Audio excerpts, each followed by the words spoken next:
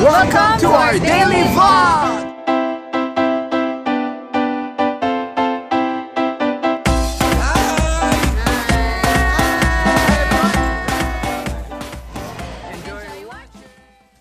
Good morning! Nagising ako ng 9 AM pero tinanggal ko yung alarm ni Heinz para makatulog siya and magluluto muna ako bago siya magising. Kasi gusto ko pag gising niya naka-ready na yung food kaya hinahayaan ko muna siyang matulog.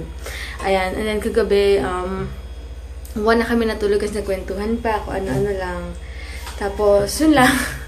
Lagi naman kami may ganun, may senaryo kami mga kwento-kwentuhan lang bago mo nang matulog. Araw-araw kami magkasama pero ang daldal pa rin namin dalawa. Hindi matapos-tapos sa usapan. Lay, mamaya, ewan ko kung okay na si Sis Mitch pero sana okay na siya dahil pupunta kami kila mama, kasama sila. Doon kami magdi-dinner kasi ang daming seafood ni mama doon. Tapos, magja-jamming kami. And then, jamming. Tapos, bonding lang with mama. Ayun, mga dinner pa kami kasi nga mag-aayos pa kami ng SSS tsaka sa munisipyo yung marriage certificate namin. So, yun lang guys. Super oily ko. Dito na lang. Nagluluto pala ako ng sinigang. Ayan, pinapakuluan ko muna yung beef. Lean beef yan. Kasi hindi nga kami kumakain ng taba. Kaya, super laman-laman lang yan. And then, naantay ko 30. Ano na ba? 9:45. Siguro mga 9:15 pwede na yan. So, ayan lang. Ito yung mga ingredients. Hindi ko alam kung pero ito lang yung trip namin. Ayan. Sabi ni Sis Mitch, paghahaluin daw itong tatansyahin ko rin itong gabi tsaka itong. Gusto kasi super asim kaya medyo malaki binili ko. Grabe, ang tagal pala pakuluan nung beef kalarki. Ayan, si Heinz gising na. Hi, good morning guys. Sarap ng tulog ko. Grabe yung lakad namin kahapon tsaka yung kainan.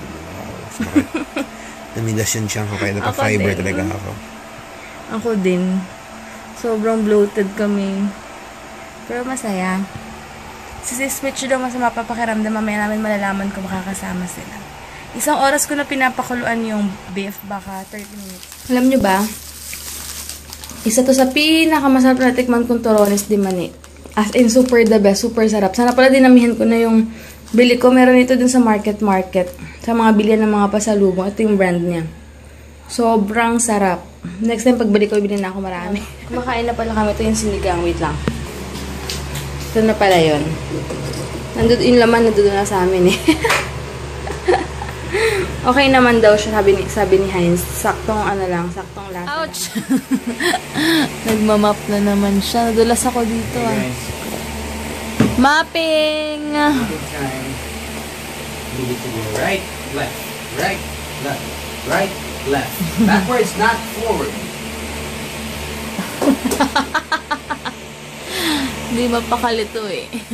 Kakakita ko lang sa Facebook, ang dami palang niluto ni Mama kasi alam nga niya na kasama namin sila Kuya Jemay tsaka sila Sis Mitch mamaya. Sobrang dami ang OA ng mga pinagluluto. May leche flan pa, imagine. Anyway, 12 na. Maya-maya, punta na kami. Maliligo na kami. Tapos nila ako make-up. Pupunta kami sa sa munisipyo. Tapos SSS after. Last na talaga to. Sabi niya, wag daw ko tamarin nga kasi para sa akin din to. Dahil nga, kailangan na malipad sa married yung status niya. Hi guys! Ayan, nakapag-ayos na kami. And, Cavite kami matutulog mamaya kasi nga bukas mag-date kami kasama yung mommy and daddy ko. And hindi ako nag-makeup. Lipstick lang. Para ako si Joker ngayon. Kasi nga wala akong makeup eh. And then, mamaya pupunta sila si Mitch and Kuya Jamay. See you later! Kaya excited na ako. Ayan. And babaunin ko tong Ovaltinis ko. Ayan, yun lang. Later na lang. Sa car na lang. Ayan, kotse na kami. Thank God. At ayan. Dito na kami. Ayan, dito na kami sa may BF Resort. Hello daw. Hi. Sobrang pula ng lips ko. So, off tayo ngayon sa munisipyo para magpaayos ng some papers, important papers. At sa Monday, papasok na ako. Yes. So, see ya. Alam mo ba dyan? Ayan, dito na kami. Palabas na. Wow, malapit na magawa yung bahay nila, Miss Halo. Tingnan yung mga saging. Ang lalaki yun. Sasarap po. Dilaw na dilaw. Dito na kami sa Times. Palabas na papuntang munisipyo. Ano na? 1:30. Abot pa. Lapit na rin tong matapos yung building na to. Pero ito, studio type lang siya. May 1 bedroom. May 1 bedroom? Kala ko parang 1 ano lang. Ang liit eh. Paano magkakaroon ng... Meron. Super liit. Flyers. Ayan. May 1 bedroom pala. Pero super liit lang yan for sure. Lapit na kami sa munisipyo. Dito na kami.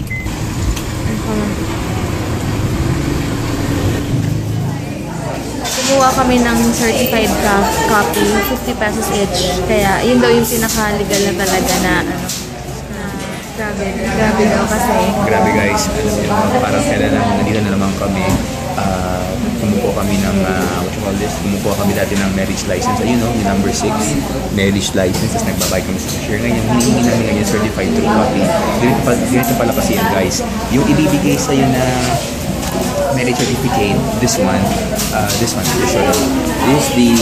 This is the personal copy. Ngayon, pag nag-request pala ng copy, like let's say for example yung SSS, yung BIR, yung pag-ibig, PhilHealth, mga ganyan, work, ang hinihingi nila yung may stamp at ang utak nila. Kasi pag hinihingi mo yung stamp copy, yung may stamp na certified true copy, 50 pesos yun at hindi mo siya pwede ipa-photocopy sa iba. Kailangan kasi may iba mahigpit. So kailangan every time na may request, let's say tatlo, so tatlo pa stamp ko, tatlong kopya, and that's gonna be 150 pesos. So, yung 50 pesos kada stamp lang. Binabayaran yung yung NSO stamp. pala, sabi nila, yun yung pang international. Pero it's nice to have them. Oo, next year na lang. Mag-request kami ng NSO. Mahalaga, meron tayong certified true copy.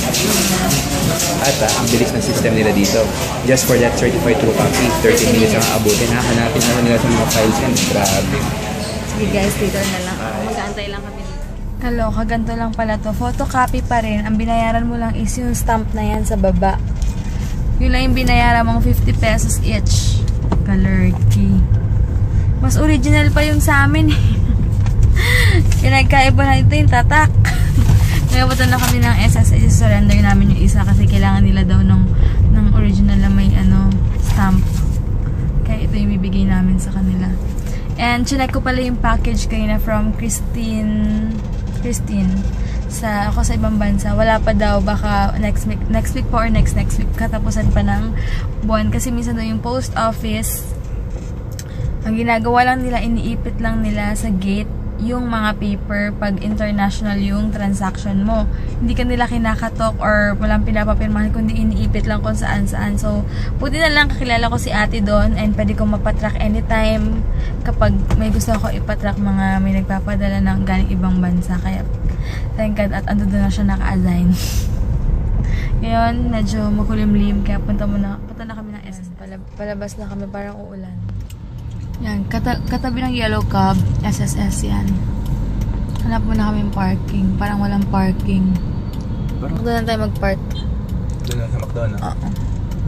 Ano naman dapat? Tayo papakahirap. Dito muna kami magpa-park. Dito kami yun sa SSS. Daming tao. 2 hours na kami nakapila. Dito muna kami sa Rob. Kakain muna kami saglit. Tapos punta na kami daang It's official. Beneficiary ka na ng SSS. Yay! Thank God! And thanks siya for working so hard. Ito na kami sa Rob. Pababa na kami. Ayun ang mga food. Ayan, final na okay na talaga yung mga requirements. Pati SSS, pag-ibig, card niya, ID niya, nakuha niya rin. Ayun, pupunta na kami ng Cavite ngayon. Doon na kami magkikita nila Kuya Jemay sa LBC.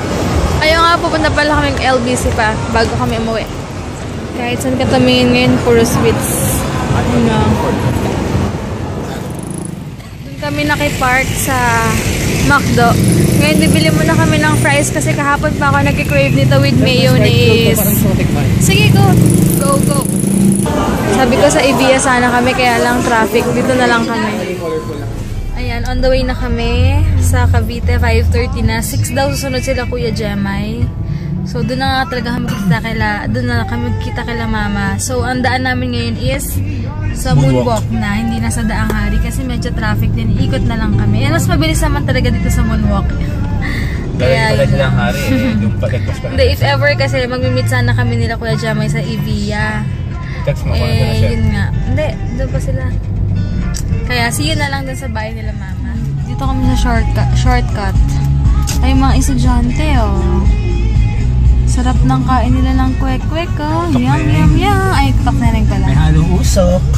Yan. Daming estudyante dito. Ang saya lang na kami sundan no? With friends. Daming mga sima. PMMS. Diyan ang galing siya, Tito Troy. Tsaka Tito Al. Diyan nag-aral si Tito Al. Hi, Tito Al! I miss you so much!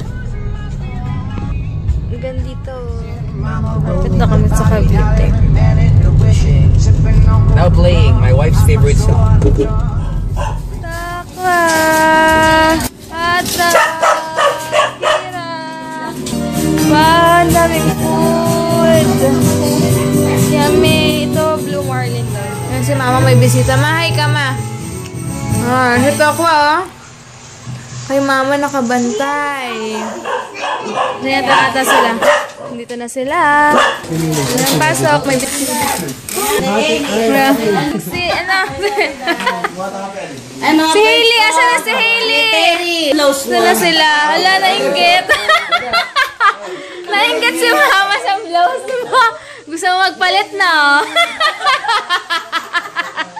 Palit ka din, labas cleavage mo, Ma. Palitan mo nga para may ano si Michelle.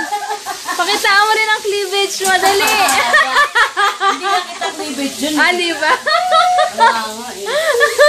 Bating kasi. Tawa ko.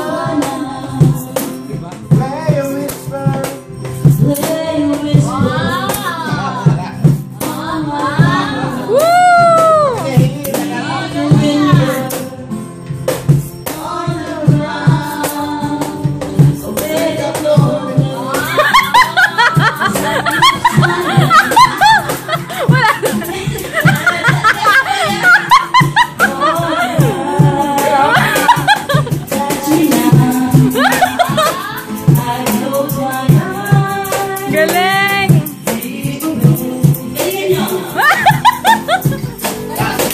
It must have been love. Wow! Wala sa timing! Go! I lost it somehow. It must have been love. Hailey, come here! Come here!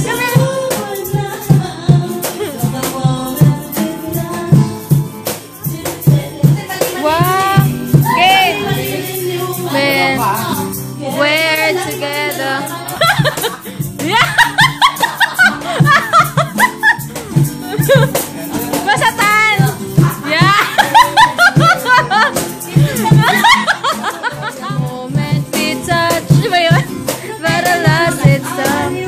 Bakit Ba? Si Mama pang-adik! Pang-adik yung trip! Wala pa yan! Ganun lang! Ganun lang, timing mo! Timing mo!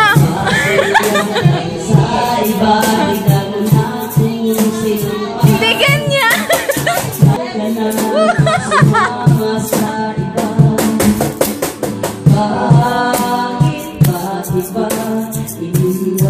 Ganun! Timing mo! Go!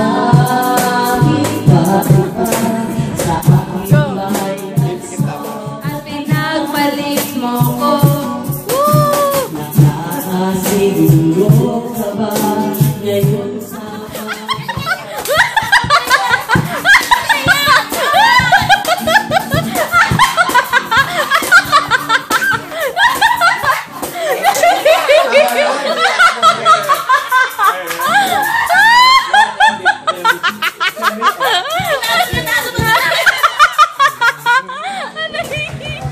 Hi guys, pasensya na hindi ako nakapag-vlog. Nag-jam kami ito. Hindi namin na-record yung medyo yung jamming namin kasi magulo si Direx kanina. Nakay Michelle yung mga ibang clips pero hindi ako nakapag-record kasi nga busy. practice. Napaus na ako. Si Mitch kumakain ng kuhol. O hindi, naglilipit ako. Ah, nagliligpit na pala siya. Over ka. Nakaisang kalderong coal siya. At in fairness, naubos niya. Ayan. May bago ng ampon sila mama. Ay, nagliligpit ako. Ayan, nagja-jam kami dito. Hi guys! Ano na? Magto-12 na. Medyo paus na kami. Happy Valentine's Day! First Valentine's namin with Zamoras. Happy Valentine! Happy Valentine's! Happy Valentine! Happy Hearts Day! Sana mag-enjoy din kayo ngayong araw na to sa mga partners. Ay, si Hilly! Happy Valentine!